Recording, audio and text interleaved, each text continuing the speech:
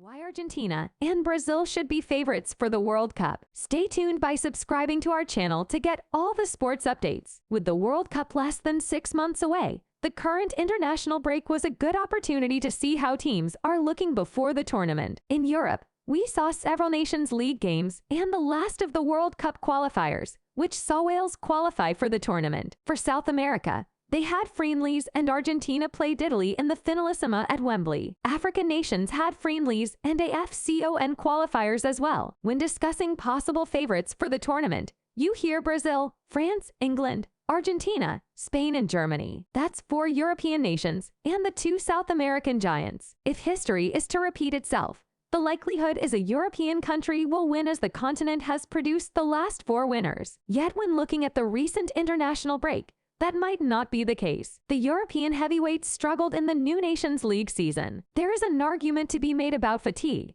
and not having the best players available, but judgments can still be made. France did not win any of their 4 games this past month. England haven't scored an open play goal in 5 hours, and Spain and Germany have been inconsistent. As stated earlier, fatigue could play a huge part in this as players are playing right after finishing their domestic season. But the concerns for most of these teams are legitimate and can be traced back to previous international breaks. While the European nations are struggling to find consistency and a go-to-game plan, 2 countries in South America look ready to take advantage and hoist the most prestigious team trophy in all of sports. Those countries are Brazil and Argentina. Lionel Messi looks on prior to a group match between Argentina and Chile as part of CONMEBOL Copa America Brazil 2021 at Main Garrincha Stadium on June 18, 2021 in Brasilia, Brazil. The Seleção are poised to bring the World Cup back home after not winning it the past 2 decades. Since a disappointing 2018 campaign, Brazil claimed the Copa America in 2019 and settled for runner-up to Argentina last summer. If there was one key difference between this Brazilian team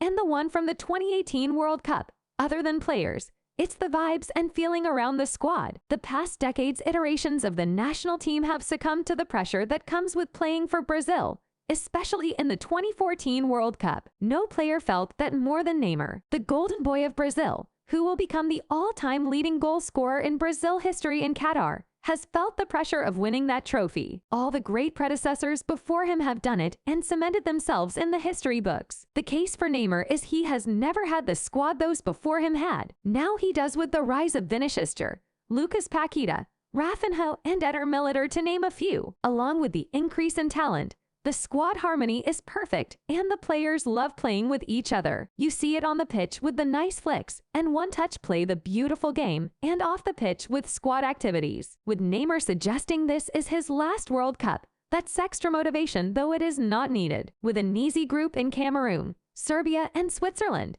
Brazil should feel confident going into the knockout stages. From there you ride your luck, with their only weakness being at full back. Should the other parts of the team step up, Brazil should feel confident in their chances. They have world-class players in every other position on the pitch, and that should be enough to win. The attack will be the X factor as manager Tite has them compact in defense. Therefore, the attackers will need to show their brilliance and create the multitude of chances it will take to win. With players like Neymar and Vinicius, that looks very likely. Can Argentina ride Messi to a World Cup title? While Brazil is considered among the top 3 favorites, the current Copa America winners are not in that category despite their recent success. After reaching the final in 2014 and losing to Germany, Argentina had a rough 2018 campaign, losing to eventual winners France in the round of 16. The run was doomed from the start as the cohesion within the squad was poor, and there were issues on and off the field. 4 years later, and Argentina resemble the 2014 squad much more than the 2018 side. The names are not as big, but their play on the pitch matches it.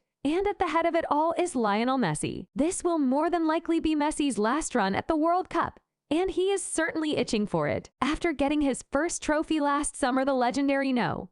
10 is itching for more success. That and the fact that every GOAT the sport has seen has won the World Cup, bar him and Cristiano Ronaldo. While his legacy is already solidified, it is the one thing missing from his illustrious career. Argentina is not just about Messi, as there are many other players that help him. One is Angel Di Maria, who scored the winner in that Copa America. The forward missed the final in 2014, and if he were healthy, it might have been a different outcome. There's also Rodrigo de Paul, who is the engine of that midfield, and was superb last year. In the defense, they have Christian Romero alongside goalkeeper Emiliano Martinez. All in all, not a flashy squad, but it's a squad of players that know how to play together and get the results they need to, which is key in tournament football, and it's something manager Lionel Scaloni has instilled into them. The Finalissima was a good example of how good Argentina can play as they beat Italy convincingly, and if they play like that in Qatar, there is no one stopping them.